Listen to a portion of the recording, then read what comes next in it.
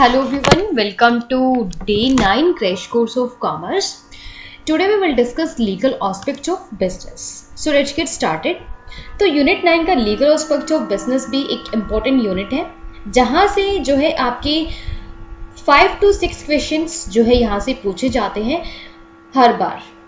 ठीक है, तो इस बार भी एक्सपेक्ट कर रहे हैं 5 to 6 क्वेश्चंस और जो है इसमें कुछ 1 or 2 क्वेश्चन जो है ऐड भी कर सकते हैं क्योंकि यहाँ पे जो है टोटल आपके पास 11 एक्ट्स है. अपने आप में 11 एक्ट्स बहुत जो है वाइडर होते हैं. तो यहाँ पे आपको करना क्या होगा, मतलब इसमें जो है कमांड कैसे बनानी है आपको कि यहाँ से कोई भी क्वेश्चन आए आप उसको इजीली जो है उस क्वेश्चन का राइट आंसर दे दें. तो सबसे पहले आपको हर एक एक्ट को गो थ्रू करना होगा. उसके जितने भी इंपॉर्टेंट डेट्स है, इंपॉर्टेंट पॉइंट्स है, कुछ इंपॉर्टेंट टर्म्स होती है इस टाइप की जो यूनिट होती है लीगल एस्पेक्ट्स में, तो वो आपको लर्न करनी होती है. ठीक है जी. तो यहाँ पे जैसे इंडियन कॉन्ट्रैक्ट एक्ट है, कई बार तो सिर्फ यहाँ से क्वेश्चन पूछा जाता है कि ये कौन सा जो है एक्ट कब लागू हुआ था. ठीक है, तो ये 1872 में हुआ था. तो कुछ एक तो आपका जो है आप सिलेबस को देखते हो तो वहीं से लर्न हो जाते हैं कि सेल्स ऑफ गुड्स एक्ट कब आया था. तो वो आया था जी 1930 में.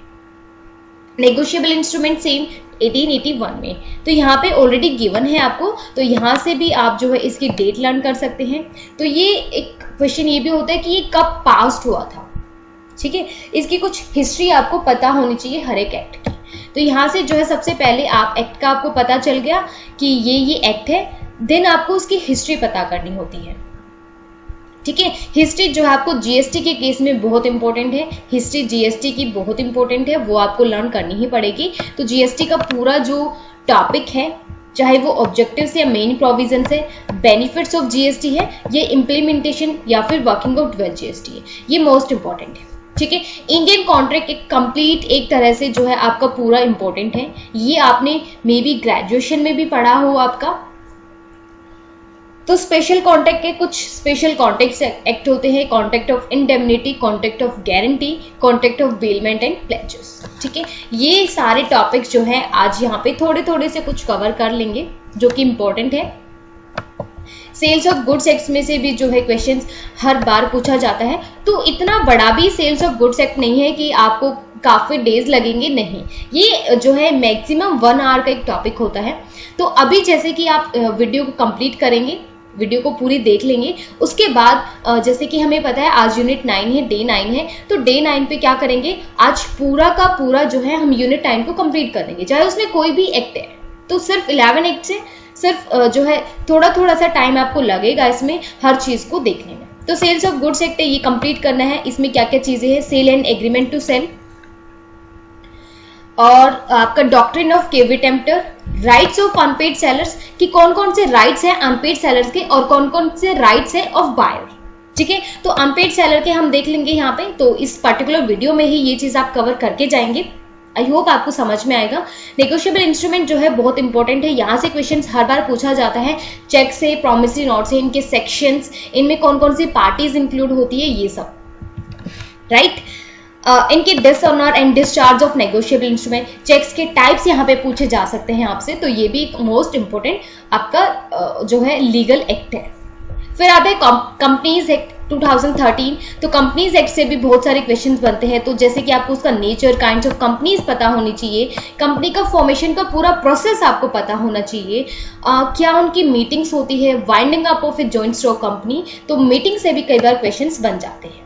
ठीक है, कि मीटिंग एक्चुअली होती क्यों है, क्या कोरम होता है, क्या एजेंडा होता है, ये सारी चीजें आपकी एग्जाम में पूछी जाती है. LLP is most important. LLP का जो एक्ट आया था 2008 में आया था, तो ये भी मोस्ट इंपॉर्टेंट है. ये भी एक न्यू कॉन्सेप्ट है for you all. Competition act is also most important. Competition act 2002, objectives and it's main provisions.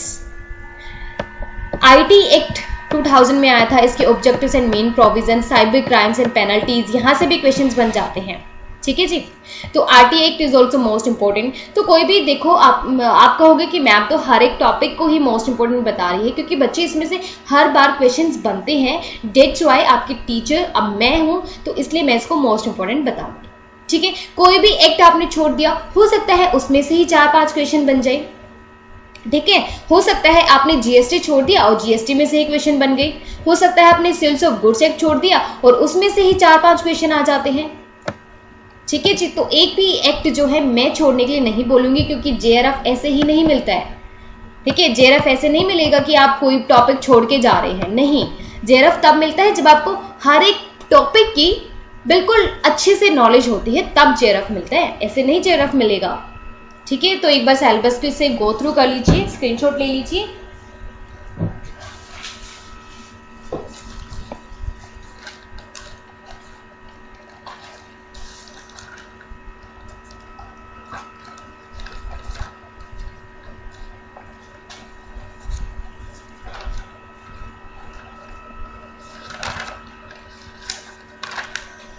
तो आई होप आपको क्लियर होगा, आपने ये भी देख लिया होगा कि आज आपको क्या क्या चीजें करनी है।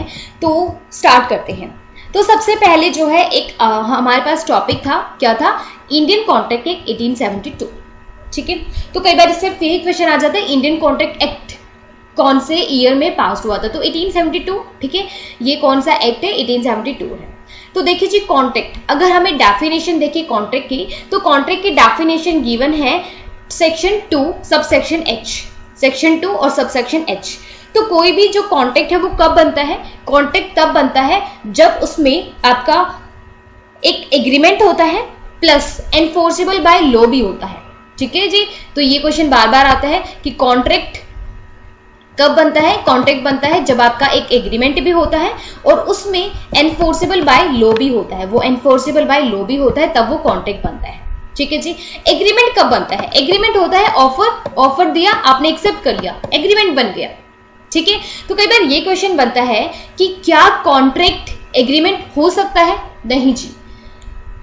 एग्रीमेंट कॉन्ट्रैक्ट जो है, कॉन्ट्रैक्ट जो है एग्रीमेंट तभी बनता है, कोई भी एग्रीमेंट कॉन्ट्रैक्ट तभी बनता है जब वो एग्रीमेंट भी हो प्लस एनफोर्सेबल बाय लॉ भी होता है, तब वो क्या बनता है, कॉन्ट्रैक्ट बनता है। तो ये कंफ्यूजिंग टर्म है, यहां से जो है इसको क्लियर करके चलना। और जो कॉन्ट्रैक्ट है वो आपका आता है section 2 subsection H, section 2 subsection H. ठीक है जी, तो ये जब लीगल ऑब्लिगेशन बन जाती है, एनफोर्सेबल बाय लॉ होता है कोई भी एग्रीमेंट, तब वो कहलाता है आपका contract. Every promise and every set of promise forming the consideration for each other is agreement।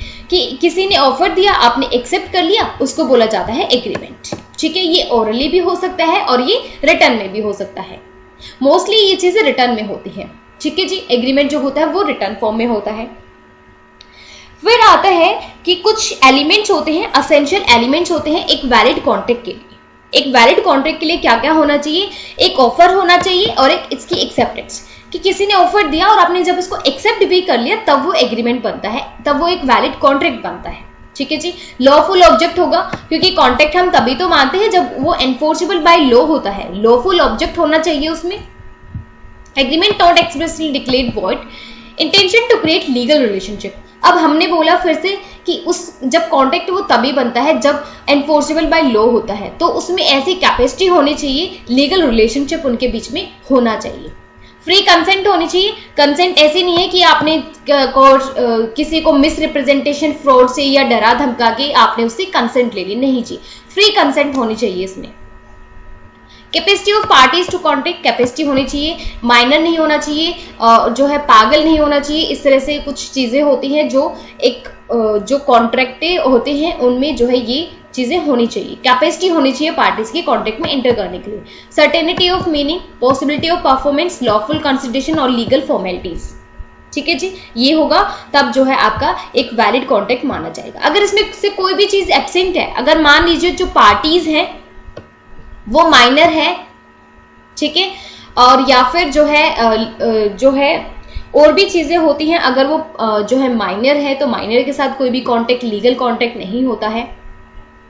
ठीक है जी, अगर वो लोनेंट है, पागल है, इस तरह की कोई जो उसका अनसाउंड माइंड है, तो अगर अनसाउंड माइंड भी है किसी भी पार्टी का, तो भी एक वैलिड कॉन्ट्रैक्ट नहीं माना जाता है। अब आते हैं contract and indemnity of contract of guarantee. तो कॉन्ट्रैक्ट ऑफ गारंटी और कॉन्ट्रैक्ट ऑफ इंडैमनिटी। ठीक है जी, तो कॉन्ट्रैक्ट ऑफ जो है इंडैमनिटी क्या होता है, और कॉन्ट्रैक्ट ऑफ गारंटी क्या होता है, ये चीजें आपको जो है अच्छे से पता होनी चाहिए। तो कॉन्ट्रैक्ट ऑफ गारंटी हम ये देखते हैं, एक कॉन्ट्रैक्ट होता है टू परफॉर्म द प्रॉमिस और discharge the liability of A third person, कि जब आप थर्ड पर्सन की लायबिलिटीज को डिस्चार्ज करने के लिए प्रॉमिस करते हैं, तो इसमें 3 पार्टीज होती हैं। ऐसे बोलते ना हम, इसकी गारंटी तो मैं लेता हूं, ये आपको पेमेंट कर देगा। तो यहाँ पे 3 पार्टीज होती है, ए, बी एंड सी। ठीक है जी, यहाँ पे 3 पार्टीज होती है, ए, बी एंड सी। तो जो the person who gives guarantee, मान लीजिए सी पर्सन जो है वो बी की गारंटी लेता है। ए ने बी से कुछ पैसे उधार लिए, ए ने बी को देने से मना कर दिया कि भाई आप देते नहीं हो मुझे, इसलिए मैं नहीं दूंगा, या मैं आपको नहीं जानता तो मैं नहीं दूंगा। तो एक सी पर्सन आता है कि कहता है मैं बी की गारंटी लेता हूं कि वो आपको ये पैसे, कोई भी सम ऑफ मनी है वो आपको रिटर्न कर देगा। अगर बी ने नहीं किए तो सी जो है श्योरिटी है, सी ए को पैसे रिटर्न करेगा।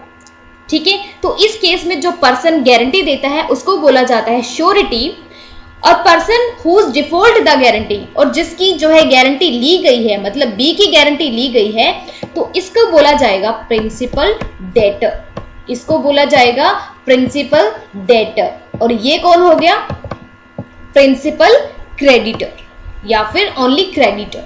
ठीक है, तो जो गारंटी लेता है वो श्योरिटी होता है, जिसकी गारंटी ली जाती है वो होता है प्रिंसिपल डेटर। तो यहाँ पे 3 पार्टीज हैं, इनकी कंफ्यूजिंग टर्म्स होती है कि कौन श्योरिटी है, कौन जो है डेटर होता है।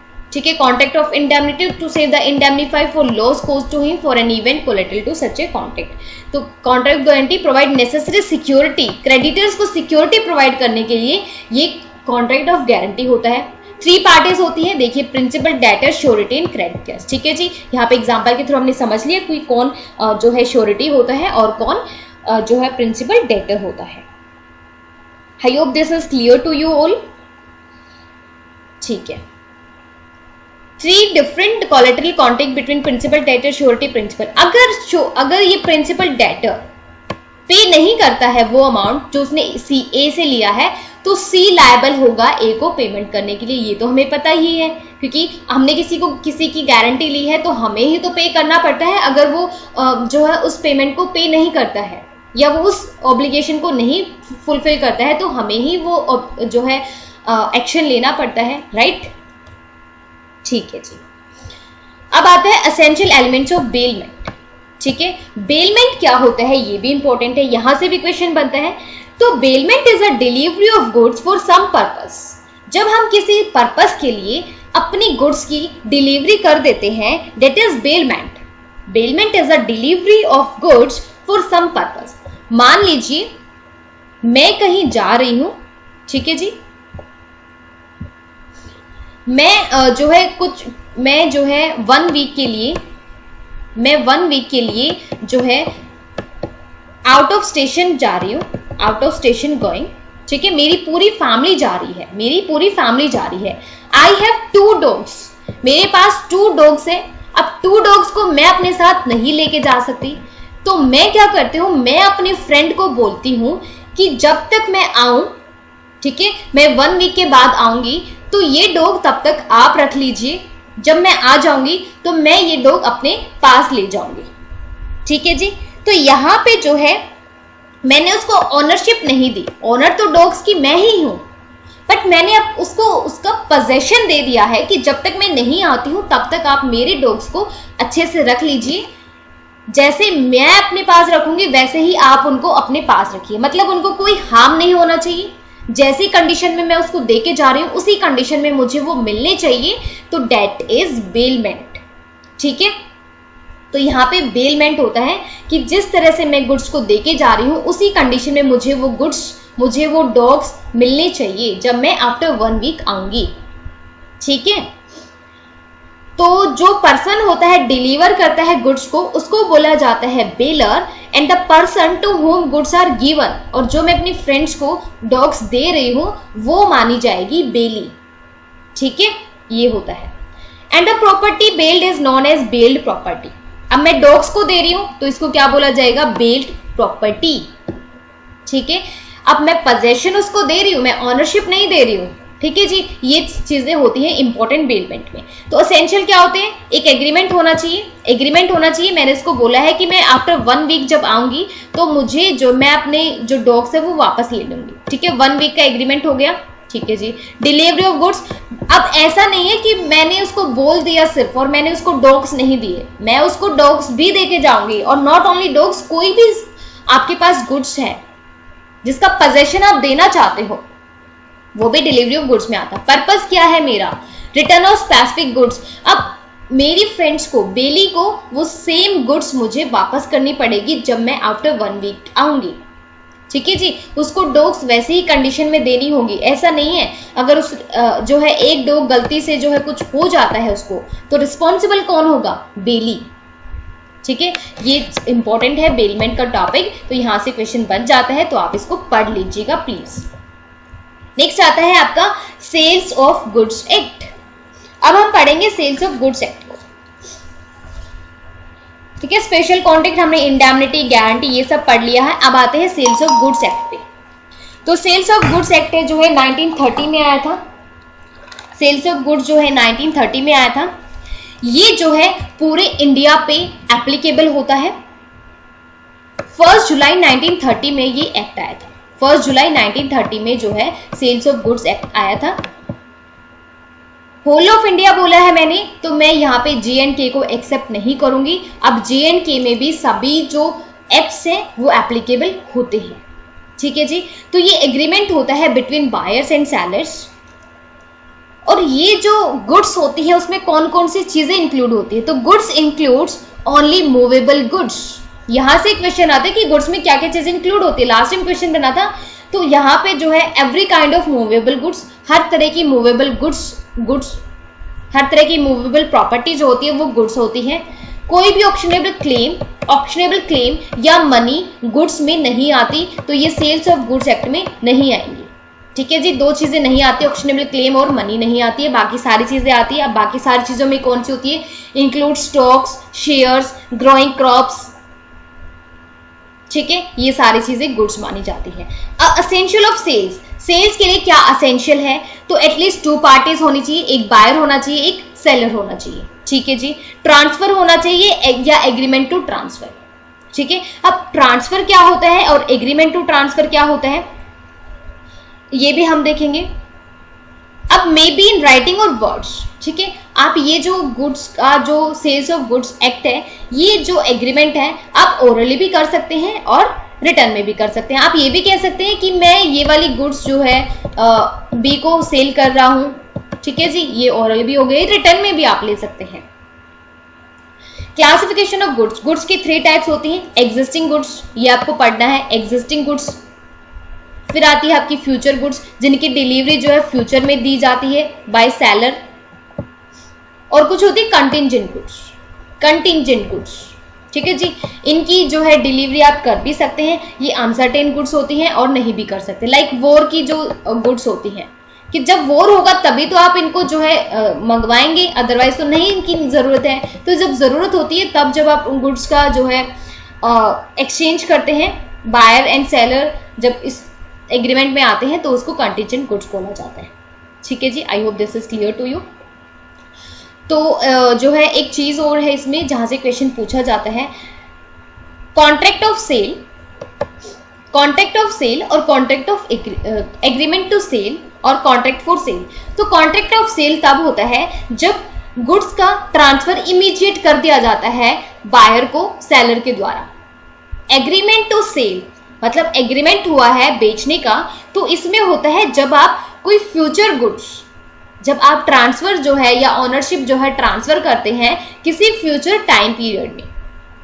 I hope this is clear. अब आता है एक अनपेड सेलर, हम कैवेट एम्प्टर को भी देखेंगे, बट उससे पहले जो है कुछ टॉपिक्स हैं वो देख लेते हैं। एक अनपेड सेलर है। Unpaid seller means, unpaid seller वो होता है जिसमें बायर जो है रिफ्यूज कर देता है पे करने के लिए, या फिर बायर फेल्स टू पे, बायर पे नहीं कर पाता है जो भी अमाउंट बनता है। मान लीजिए 10,000 की कोई गुड्स थी, ठीक है जी, बायर ने उसको पेमेंट नहीं करी, या फिर बायर ने जो है 9,990 रुपीज पे कर दिए, 10 रुपीज नहीं पे करे तो इस केस में भी क्या माना जाएगा, अनपेड सेलर। ठीक है, क्योंकि 10 रुपए भी रहते हैं तो भी वो क्या है, अनपेड सेलर है, मतलब जो है उसको फुल पेमेंट नहीं मिली है तो भी वो अनपेड सेलर रहेगा। ठीक है जी, ओके। तो यहाँ पे जो है ये अनपेड सेलर होता है। तो अब जो है कुछ अनपेड सेलर, मतलब अब सेलर ने जो है गुड्स तो ट्रांसफर कर दी, गुड्स तो उसने ट्रांसफर कर दी बायर को, बट बायर ने जो है पेमेंट करने के लिए मना कर दिया। तो उस केस में जो है क्या क्या राइट्स होते हैं सेलर के पास। तो rights to unpaid seller, rights against goods, goods के अगेंस्ट क्या उसके पास राइट्स होता है, और राइट्स अगेंस्ट बायर्स। ठीक है जी, तो राइट्स अगेंस्ट गुड्स, गुड्स के अगेंस्ट वो उसके पास क्या अधिकार है, तो वो क्या कर सकता है, राइट टू रिटेन या फिर राइट टू लीव, उस गुड्स को रिटेन करने का अधिकार है, जो उसने उसको दे दी है तो वो उसको रिटेन कर सकता है, वापस ले सकता है। राइट टू स्टॉपेज, अगर वो गुड्स अभी जा रही है, अगर वो गुड्स रास्ते में है और बीच में ही बायर ने पेमेंट करने से मना कर दिया है, तो सेलर के पास राइट होता है कि वो उसको स्टॉप कर ले, रास्ते में ही रोक ले, इन ट्रांजिट, मतलब रास्ते में ही उस चीज को रोक ले। या फिर थर्ड होता है राइट टू रीसेल, वो उसको किसी और को भी बेच सकता है। ठीक है, क्योंकि बायर ने जिससे एग्रीमेंट हुआ था उसने लेने से मना कर दिया, अब जो है सेलर क्या करेगा, उसको राइट टू रीसेल, उसके पास रीसेल का राइट होता है कि वो किसी और पर्सन को उसको सेल कर सकता है। ठीक है जी, ओके। अब बायर के केस में अगर वो गुड्स उसके पास पहुंच चुकी है तो अब सेलर क्या करेगा, तो सेलर उस पर केस कर सकता है, सू फॉर प्राइस, कि जितने भी प्राइस है वो उससे रिकवर करने के लिए केस कर सकता है, सू कर सकता है। ठीक है जी, सू फॉर डैमेज, अब जो भी डैमेज हुआ है सेलर को उस गुड्स को डिलीवर करने में, बनाने में जो भी हुआ है उसको जो है उसको सू कर सकता है फॉर डैमेज। ठीक है जी, ये कुछ होते हैं, तो ये आप देख लीजिएगा। ठीक है जी, आई होप मैंने ये जो है topic sales of goods act complete करा दिया। अब आगे कैवेट एम्प्टर, ये भी सेल्स ऑफ गुड्स एक्ट का ही एक पार्ट है। इसका मतलब होता है, ये एक लैटिन फ्रेज होता है, लेट द बायर बिहेवियर, मतलब अगर आप कोई सामान खरीदने जाते हैं तो फर्स्ट रिस्पॉन्सिबिलिटी आपकी है कि आप किस तरह की गुड्स को परचेज कर रहे हैं, आप उसके बारे में कंप्लीट नॉलेज लीजिए तब आप उसको परचेज कीजिए। अगर आप बिना नॉलेज के, आप ये मत समझिए कि सेलर मुझे बताएगा तो ही जो है मैं उस चीज में जो है इंफॉर्मेशन चेक करूंगी, नहीं। The seller have no responsibility. The answer line doctrine of Cavitt, तो डॉक्ट्रिन ऑफ कैविट यही कहता है कि बायर को खुद अवेयर होना पड़ता है, सेलर हर चीज नहीं बताएगा आपको। ठीक है, अगर सेलर, आपने कोई चीज खरीद ली है बिना सेलर को कुछ भी उसके बारे में इंफॉर्मेशन दिए कि मैं किस पर्पस के लिए खरीद रहा हूं, ठीक है, कोई भी जो है आप सिर्फ और सिर्फ सेलर पर रिलाई करके उस चीज को खरीदते हैं तो seller will not be responsible, और आप सू भी नहीं कर सकते हैं। ठीक है, तो डॉक्टर ऑफ कैविट एम्प्टर कहता है it is integral part of sales of goods act, it translate to let the buyer be aware, this means it lays the responsibility of their choice on buyers themselves. जो भी हम product purchase कर रहे हैं पहले responsibility हमारी ही है कि हम आखिर ले क्या रहे हैं। ठीक है, क्या हमने हर चीज को देख लिया है, क्या हमने उसके डिस्क्रिप्शन को पढ़ लिया है, क्या हमने उसके इंग्रेडिएंट्स को देख लिया है, उसमें क्या क्या चीजें हैं, क्या हमने जो उससे होने वाला डैमेज है वो हमने देख लिया है। ये सारी चीजें एक बायर की रिस्पॉन्सिबिलिटी होती है। तो कैविट एम्प्टर से क्वेश्चन आता है तो ये इसका फ्रेज का जो ट्रांसलेशन है वो यही है, let the buyer be aware.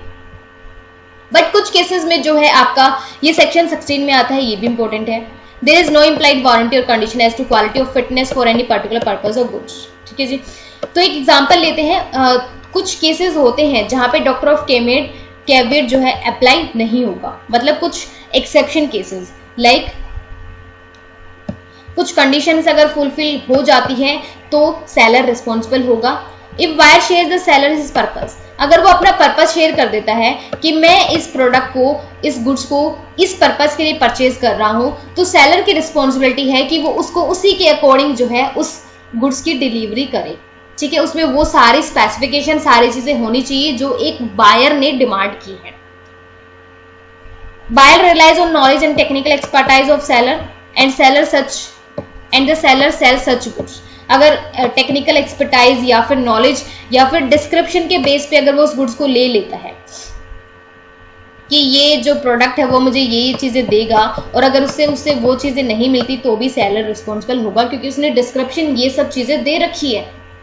ठीक है, तो यहाँ पे हॉर्स का एग्जाम्पल होता है कि मान लीजिए ए ने बी से हॉर्स परचेज करा, ए ने बी से हॉर्स परचेज करा, तो उसने ए ने बी को बताया भी कि मैं ये हॉर्स जो है हॉर्स रेस के लिए ले रहा हूँ। ठीक है, तो बायर की रिस्पॉन्सिबिलिटी थी कि वो उसको अच्छा हॉर्स दे।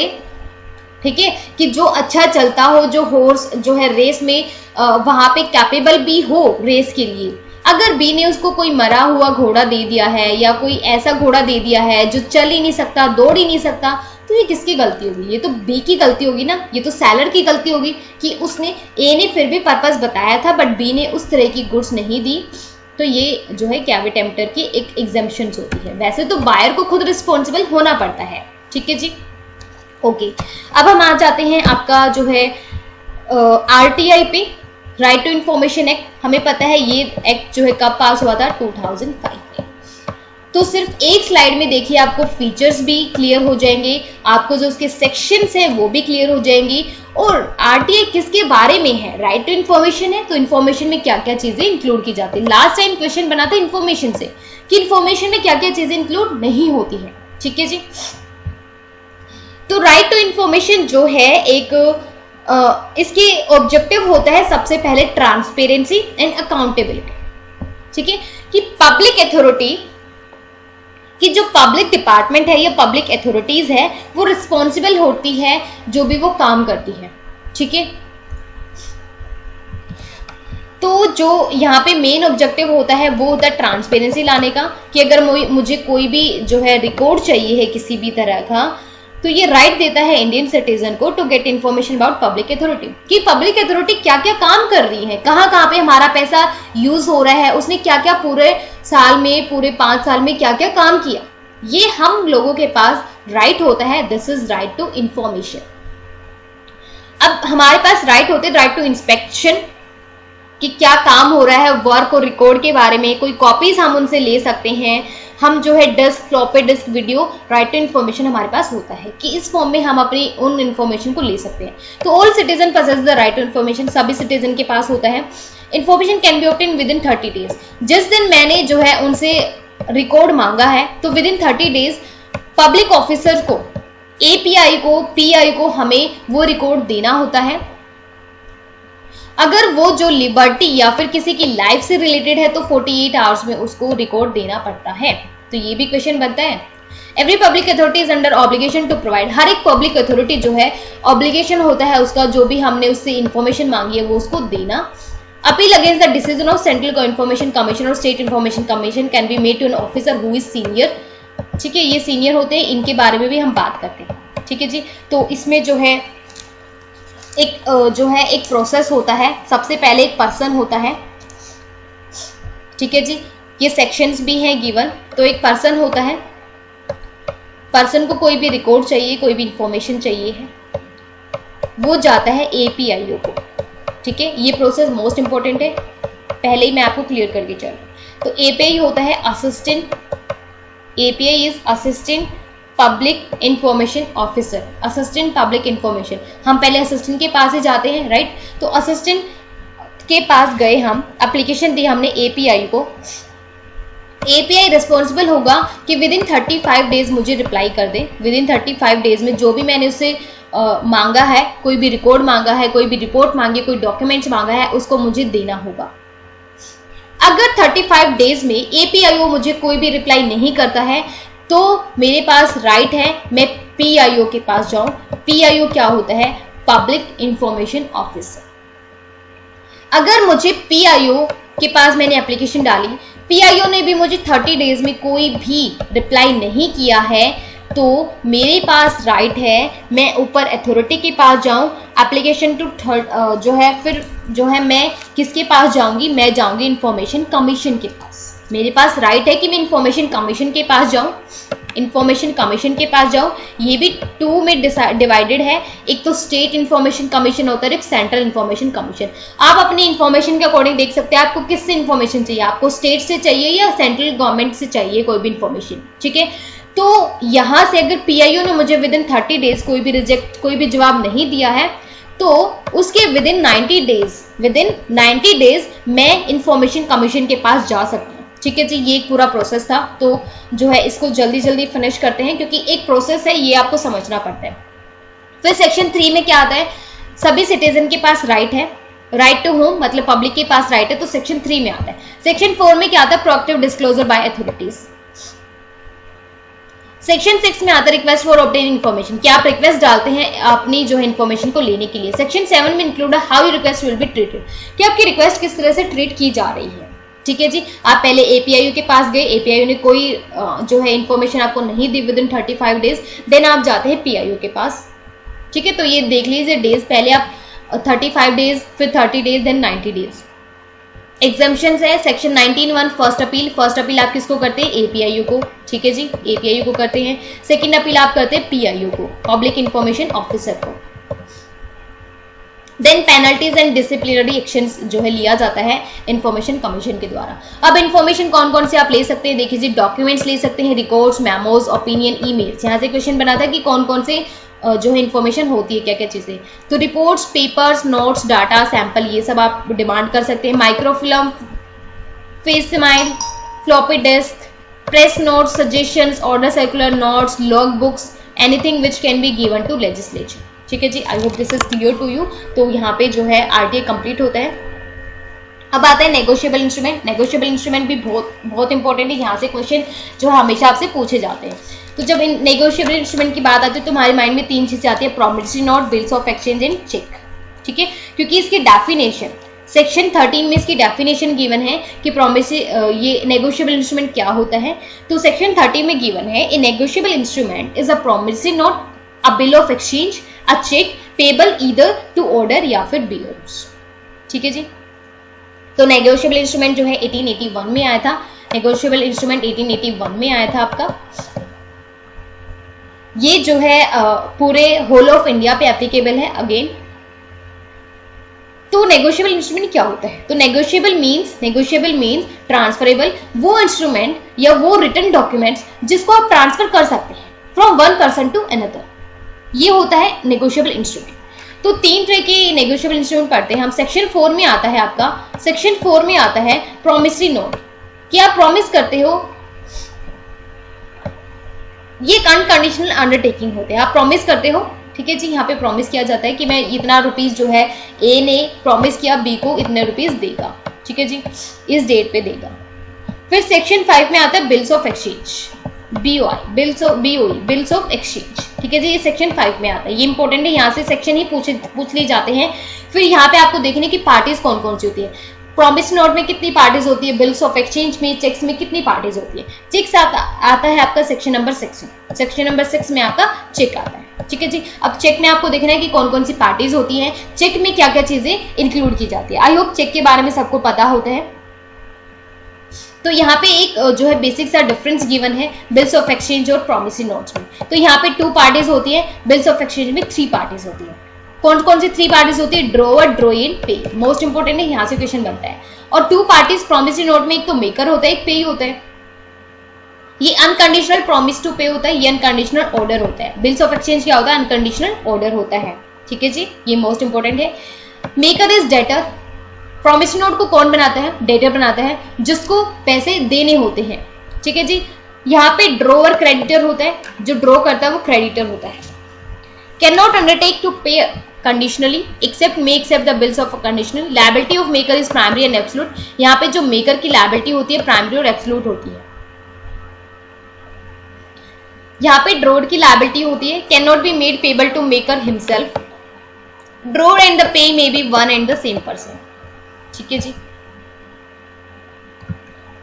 यहाँ पे काइंड्स देख लिया आपने, काइंड्स जो है negotiable instrument by statute, promissory note, bills of exchange, cheque. Mainly यहाँ पे ये चीजें आपको करनी होती है। ये नेगोशिएबल बाय कस्टम और usage, bank draft, pay orders, hundis, delivery order, ये आपको जो है एक एक लाइन में एक बार पढ़ लीजिएगा इनको भी। तो I hope this is clear to you all. अब आते हैं हम एलएलपी। ठीक है, अब ये क्या है, एलएलपी लिमिटेड लायबिलिटी पार्टनरशिप। तो तो ये भी इंपॉर्टेंट है, यहाँ से भी क्वेश्चन बन जाता है। यहाँ पे क्लियरली आपको मेंशन है कि इसके ऑब्जेक्टिव्स बताओ और इसकी जो है स्ट्रक्चर क्या है, स्ट्रक्चर एंड प्रोसीजर्स, ठीक है जी। तो बेनिफिट्स ऑफ एलएलपी, तो सबसे पहले ये एक्ट कब पास हुआ था, तो एक्ट आया था 2008 में, एक्ट आया था 2008 में, 2008 में। बट फोर्स में कब आया था, कम इनटू फोर्स 1 अप्रैल 2009 में, 1 अप्रैल 2009 में, ठीक है जी। अब जो एलएलपी आया था ये हाइब्रिड स्ट्रक्चर होता है, हाइब्रिड मतलब मिक्स स्ट्रक्चर होता है प्राइवेट कंपनी का और पार्टनरशिप का। मतलब प्राइवेट कंपनी में जो जो अच्छी चीजें थी प्लस आपका पार्टनरशिप में जो जो अच्छी चीजें थी वो सब इसमें डाल दी और फिर बन गया ये लिमिटेड लायबिलिटी पार्टनरशिप। तो जैसे कि इसका नेम है, यहाँ पे जो है लायबिलिटी जो है लिमिटेड होती है, ठीक है। जिसने जो लिया है सिर्फ उतना ही लायबल होगा, उससे ज्यादा नहीं होगा। यहाँ पे मिनिमम 2 पार्टनर्स होते हैं, इजी टू स्टैब्लिश होता है, लो फॉर्मेशन कॉस्ट होती है, कोई फॉर्मेशन कॉस्ट ज्यादा नहीं होती, जैसे कंपनी में बहुत ज्यादा कॉस्ट आती है इनकर करने में, बट इसमें नहीं आती। लिमिटेड लायबिलिटी, सबसे मेन फोकस इसका लायबिलिटी लिमिटेड रहती है। नो कंपल्सरी ऑडिट, कोई ऑडिट कंपल्सरी नहीं है, टैक्स बेनिफिट यहाँ पे मिलता है, ठीक है जी। तो एलएलपी क्या है, new form of legal business entity with limited liability होती है। Alternative corporate business vehicle, allow partners the flexibility of organise their internal structure. LLP itself will be liable for the full extent to its assets, जितनी assets जितने के लिए वो liable है, जितना उन्होंने लोन ले रखा है उतना ही सिर्फ वो पे करेंगे, उनकी पर्सनल एसेट्स तक वो नहीं जाएंगे, ठीक है। Liability of partner will be limited, हर एक पर्सन की लायबिलिटी जो है लिमिटेड रहेगी, ये इसका मोस्ट इंपोर्टेंट टाइप होता है। अब इसका जो है इसमें हमें पता है एटलीस्ट 2 पार्टनर्स होते हैं, मैक्सिमम की कोई नो लिमिट, मैक्सिमम की लिमिट नहीं होती है, ठीक है जी। मैक्सिमम कोई लिमिट नहीं होगी यहाँ पे, बट मिनिमम 2 पार्टनर्स होने चाहिए। यहाँ पे कोई रिजिड रूल्स नहीं होते हैं, तो ये किस मैंडेटरी टू रजिस्टर, बट इनको रजिस्ट्रेशन कराना मैंडेटरी होता है अंडर द एलएलपी एक्ट 2008 में। इन कॉर्पोरेशन ऑफ एलएलपी क्या क्या चीजें जो है इनको करानी पड़ती है, सबसे पहले इनको जो है deciding the partners and designated partners, partners को डिसाइड करना है, और डेजिग्नेटेड पार्टनर मतलब जो डे टू डे रूटीन्स को हैंडल करेगा, रूटीन वर्क को जो करेगा, तो वो डेजिग्नेटेड पार्टनर। तो इनको ये पता करना होता है, ये देखना होता है कि कौन तो पार्टनर रहेगा और कौन डेजिग्नेटेड, कौन वर्किंग पार्टनर रहेगा। फिर सेकेंड स्टेप होता है इनका obtaining designated partner identification number और डिजिटल सिग्नेचर। ये इनको मोस्ट इंपोर्टेंट सेकेंड स्टेप पे ही करते हैं कि आइडेंटिफाई करते हैं डेजिग्नेटेड पार्टनर आइडेंटिफिकेशन नंबर और डिजिटल सिग्नेचर इनको चाहिए होते हैं। देन ये चेक करते हैं चेकिंग द नेम अवेलेबिलिटी, कि किस नेम से ये जो है अपनी एलएलपी को रजिस्टर कराएंगे, और रजिस्टर्ड ऑफिस देखते हैं। फिर ये ड्राफ्ट करते हैं एलएलपी एग्रीमेंट, फिर ये एलएलपी एग्रीमेंट बनाते हैं, ठीक है जी। एलएलपी एग्रीमेंट बनाते हैं ये 4 स्टेप में, तो ये स्टेप लिख लीजिए, मोस्ट इंपोर्टेंट है। एलएलपी एग्रीमेंट बनता है, एग्रीमेंट में क्या क्या आता है, नेम ऑफ एलएलपी, आपके कितने पार्टनर्स होंगे, किसकी क्या लायबिलिटीज रहेंगी, किसकी क्या राइट्स रहेंगी, किसकी क्या ड्यूटीज रहेंगी। फिर आता है फाइलिंग ऑफ इनकॉर्पोरेशन डॉक्यूमेंट, फिर जो जो डॉक्यूमेंट्स की रिक्वायरमेंट्स है वो डॉक्यूमेंट्स ये वहां पे डालेंगे। लास्ट में आता है सर्टिफिकेट ऑफ इनकॉर्पोरेशन, फिर इनको इनकॉर्पोरेशन का सर्टिफिकेट मिल जाता है, देन ये अपने बिजनेस को स्टार्ट कर सकते हैं, ठीक है जी। ये था बेनिफिट्स ऑफ एलएलपी या फिर एलएलपी। देख लीजिए, इसको स्क्रीनशॉट ले सकते हैं आप इसमें। आई होप दिस इज क्लियर, बहुत इजी था, बट यहाँ से जो है क्वेश्चंस पूछे जाते हैं। अब आते हैं कॉम्पिटिशन एक्ट, ठीक है जी। कॉम्पिटिशन एक्ट जो है, कॉम्पिटिशन जो बिल है 2001 में इंट्रोड्यूस हुआ था लोकसभा में, 2001 में जो है इंट्रोड्यूस हुआ था लोकसभा में, बट ये पास कब हुआ था, कॉम्पिटिशन एक्ट 2002, तो ये 2002 में पास हुआ था। और इसने किसको रिप्लेस किया था, एमआरटीपी एक्ट। एमआरटीपी एक्ट क्या है, MRTP is monopolies and restrictive trade practice act, monopolies and restrictive trade practice act. MRTP जो है पास हुआ था 1969 में, एमआरटीपी का भी आपको एक्ट लर्न करना है 1969 में। तो यहाँ पे जो है कॉम्पिटिशन एक्ट जो है known as anti trust law, इसको एंटी ट्रस्ट लॉ भी बोला जाता है, एंटी ट्रस्ट लॉ भी इसको बोला जाता है।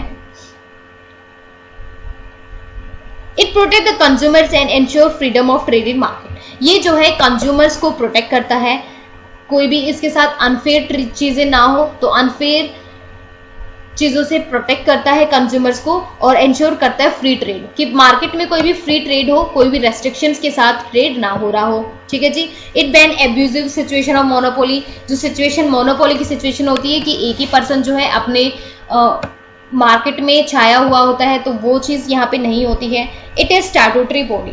अब कंपटीशन एक्ट जो है 2002 में आया था, तो इसका एक अपना एक्ट है, तो ये जो है एक स्टैट्यूटरी बॉडी होती है। ये प्रमोट करता है फेयर एंड हेल्दी कंपटीशन। तो इसके मेन फीचर्स है, मेन फीचर है एंटी कॉम्पिटिटिव प्रैक्टिसेस, सेक्शन 3 में आता है। एब्यूज ऑफ डोमिनेंस, डोमिनेंस को अब्यूज अगर है तो जो है ये कंपटीशन एक्ट के अंडर आता है सेक्शन 4 में। Merger and acquisition section 5 and 6, competitive advocacy section 49 में। ठीक है जी। ये इसके कुछ मेन ऑब्जेक्टिव्स और कुछ फीचर्स थे। ऑब्जेक्टिव्स देख लीजिए। Establish a commission to prevent practice having adverse effect, जो कंपटीशन पे एडवर्स इफेक्ट डालता है तो उस चीज़ों को प्रिवेंट करना। Promote and sustain competition in market, protect the interest of consumer, consumer के इंटरेस्ट को प्रोटेक्ट करना। ठीक है। तो मेन फोकस इसका जो है कंज्यूमर पे होता है, कंज्यूमर के इंटरेस्ट को प्रोटेक्ट करना, कोई भी अनफेयर प्रैक्टिस हो रही है उनके साथ उसको प्रोटेक्ट करना। Refuse anti competitive agreement, regulate abuse of dominant positions, dominant positions को जो है ये प्रोटेक्ट करता है। तो कुछ स्कीम्स थी, बस बेसिक सी स्कीम्स थी, वो आपको लर्न करनी है। कॉम्पिटिशन एक्ट में क्या आता है, तो provision of anti competitive agreement, ये 3 चीजें। Competition of anti competitive practice section 3 में आता है। Provision of abuse dominant position section 4 में आता है। रेगुलेशन ऑफ कॉम्बिनेशन, ठीक है जी, सेक्शन 6 में आता है। तो ये कॉम्बिनेशन मर्जर एंड एक्विजिशन करना है तो किस तरह से आप करेंगे, ये सेक्शन 6 में बताया गया है। ठीक है। ये यहाँ से क्वेश्चन जरूर आता है आपकी जो मेन फीचर्स में। इसको जो है मेंस की कुछ स्कीम्स थी, वो सिर्फ ये 3 थी। I hope this is clear to you. तो अब जो है जीएसटी है, जीएसटी के कुछ फॉर्म्स है वो आपको लर्न करने हैं। अब यहाँ पे जो है आपको पार्ट जो आपका कंपनी एक्ट है वो यहाँ पे जो है नहीं हो पाएगा, वीडियो जो है काफ़ी लेंथी हो जाएगी, बट जो है कंपनी एक्ट आपको अपने एंड से कर लेना है। कंपनी के क्या फीचर्स हैं, कंपनी में क्या मीटिंग का प्रोसेस रहता है, मीटिंग में क्या क्या चीज़ें इंक्लूड होती हैं। ठीक है जी। तो जीएसटी भी बहुत इंपॉर्टेंट है और यहाँ पे जीएसटी का भी जो कॉन्सेप्ट है वो इजी हो गया है, क्योंकि इसको हम जो है 2017 से पढ़ रहे हैं। तो आई होप अब तक जो है 20 आ गया है, तो इसकी जो भी प्रोविजंस हैं, जो भी स्कीम्स हैं, जो भी बेनिफिट्स हैं, वो हमें पता चल गई होंगी। जीएसटी की रेट्स हैं, यहाँ पे जीएसटी का रेट देख लीजिए, प्रेजेंट रेट स्ट्रक्चर देख लीजिए, क्या क्या चीज़ें आती हैं। तो क्वेश्चन कहाँ से बनता है, क्वेश्चन यहाँ से बनता है जी। आपका क्वेश्चन आपका यहाँ से बनता है, सेम चीज़ें है ये भी। क्वेश्चन आपका बेसिक जो है, कितनी बार अगर आप उनको इजी क्वेश्चन देना होता तो आपसे फुल फॉर्म ही पूछ लेते, what is GST, the goods and service tax. ठीक है। Amalgamate central and state taxes, it mitigates double taxation and makes, double taxation की जो पहले होता था उसको जो है इसने खत्म कर दिया है। पहले टैक्स जो है हर एक प्रोसेस पे लगता था, आपने रॉ मटेरियल परचेज करा, रॉ मटेरियल से उसको फिनिश गुड्स में परचेज करा तो यहाँ पे कुछ टैक्स लगता था, फिर फिनिश गुड्स से उसको जो है रिटेलर को भेजा, होलसेलर को भेजा, यहाँ पे टैक्स लगता था, फिर रिटेलर ने कंज्यूमर तक भेजा तो यहाँ पे टैक्स लगता था। तो ये सारे टैक्स जो है खत्म हो गए हैं, तो एक जीएसटी आ गया है आपका। तो बेनिफिट्स क्या है जीएसटी के, final price of goods to be lower, जो फाइनल प्राइस होता है, अब यहाँ पे जो है वैल्यू एडिशन नहीं होता है।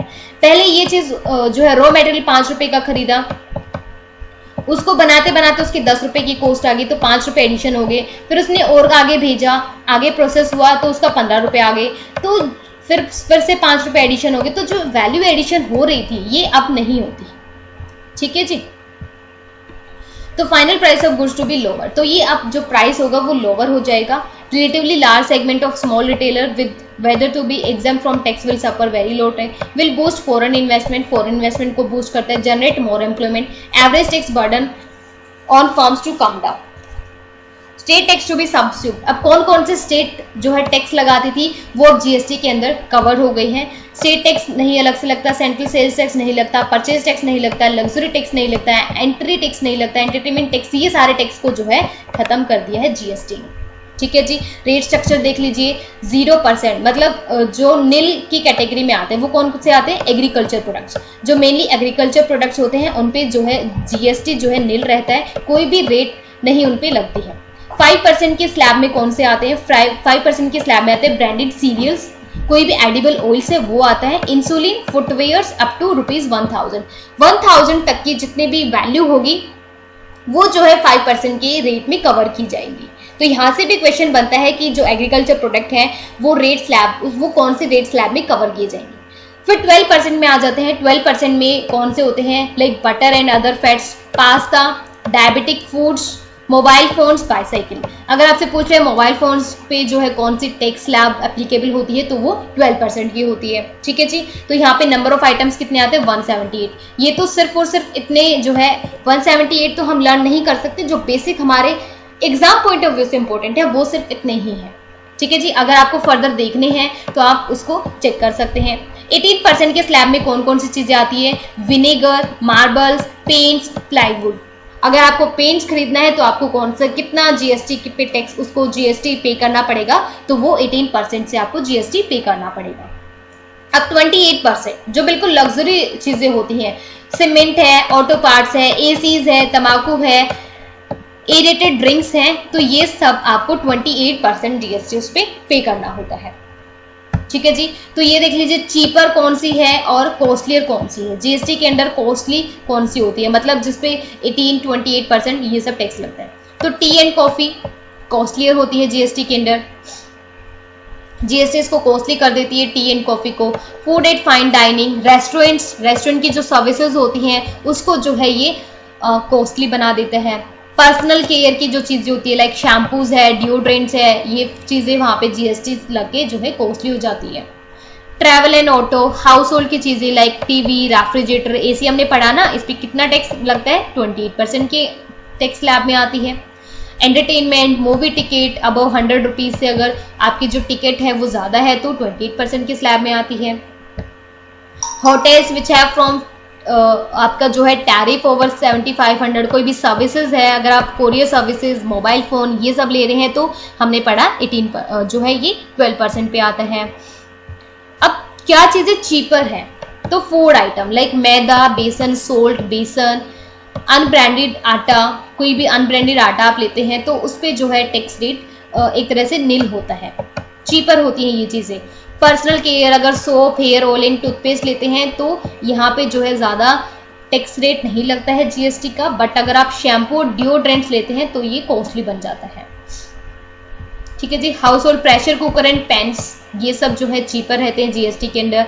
होटल्स में रूम्स एट नॉन लग्जरी, अगर आप नॉन लग्जरी होटल्स में जाते हैं तो वहां पे जीएसटी का टैक्स रेट जो है 5% या फिर 0% इस तरह से होता है सर्विसेज पे।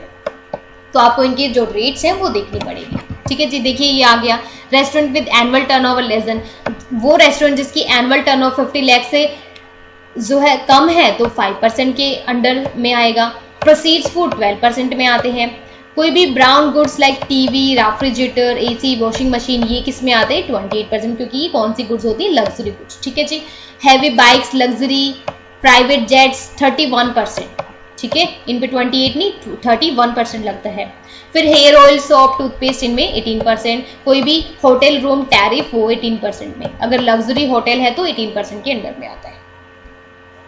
और भी बहुत सारी चीजें हैं जीएसटी के अंडर, लाइक इसका working of wealth GST, CGST. अगर कोई आपको टैक्स पे करना है, अगर आपको टैक्स पे करना है सेंट्रल गवर्नमेंट को, तो आपको सीजीएसटी को भी देना पड़ेगा और एसजीएसटी, मतलब हाफ परसेंट। अगर 5% आप जीएसटी दे रहे हैं तो 2.5% सेंट्रल गवर्नमेंट लेगी और 2.5% आपका स्टेट गवर्नमेंट लेगी। ठीक है जी। तो हाफ ये जो है डिवाइड कर लेती है कि कहती है कि स्टेट गवर्नमेंट को भी चाहिए है और सेंट्रल गवर्नमेंट को भी चाहिए है। ठीक है जी, ये सब होता है। तो जीएसटी काउंसिल जो है वो दिल्ली में हुई थी। 2000 में जो है जीएसटी फर्स्ट टाइम इंट्रोड्यूस्ड हुआ था इंडिया में। 160 कंट्रीज ने जो है ऑलरेडी इंप्लीमेंट कर चुकी है जीएसटी को। 17 टैक्स, अब जीएसटी के अंदर कितने टैक्स सब्स्यूम्ड होते हैं ये तो मैंने बताए थे आपको, state tax, central tax, but 17 total tax है जो इसने अपने अंदर जो है इसको सब्स्यूम कर लिया है जीएसटी ने। ठीक है जी। अब जीएसटी के जो चेयरमैन होते हैं, जीएसटी के जो चेयरमैन होते हैं वो होते हैं फाइनेंस मिनिस्टर। ठीक है जी, फाइनेंस मिनिस्टर होते हैं। और नाउ फाइनेंस मिनिस्टर कौन है, Mrs Nirmala Sitharaman. Highest GST rate जो है सबसे ज्यादा इंडिया में ही है। स्पेशल पर्पस व्हीकल एस्टैब्लिश जो है जीएसटी जो है स्पेशल पर्पस व्हीकल जो एस्टैब्लिश हुआ था। जीएसटी एक डेस्टिनेशन बेस्ड टैक्स है, ये भी इंपॉर्टेंट है। जीएसटी कैसा टैक्स है?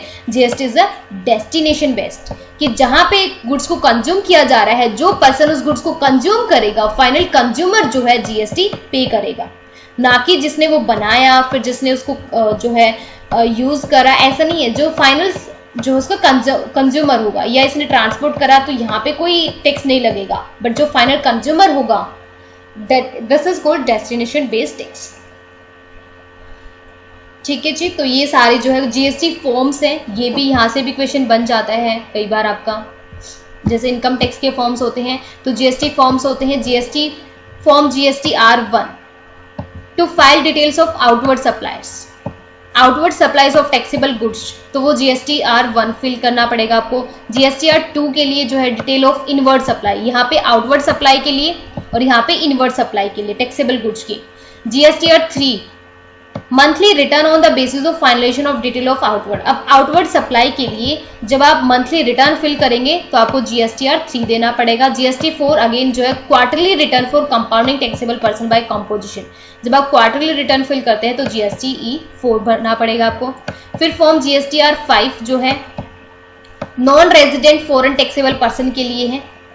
GSTR-6 जो है to file return for input services distributed by input services distributor, ये इनपुट सर्विस डिस्ट्रीब्यूटर के लिए है GSTR-6। GSTR-7 authorities deducting tax at source, TDS के लिए है। GSTR-8 supplies affected through e commerce operators के लिए है। GSTR-8 फिल करना पड़ेगा जो ई कॉमर्स में जो है डील करते हैं। ठीक है जी। GSTR-9 जो है annual return registered taxable person on 31 December of next financial year. GSTR-10 to file return by taxable person whose registration has been surrender, जिसका रजिस्ट्रेशन जो है कैंसिल कर दिया गया है उसको GSTR-10 भरना पड़ेगा। Form number GSTR-11 inward supplies of furnished by person having UIN by person having UIN claiming refund on 28 of month. ठीक है जी। ये 11 GSTR के फॉर्म है, ये आपको लर्न करने पड़ेंगे। ठीक है, थोरोली इनको पढ़ लेना कि GSTR-1 में क्या आता है, 11 में क्या आता है, 10 में क्या आता है। ठीक है जी। तो मोस्ट इंपॉर्टेंट है, यू कैन टेक स्क्रीनशॉट।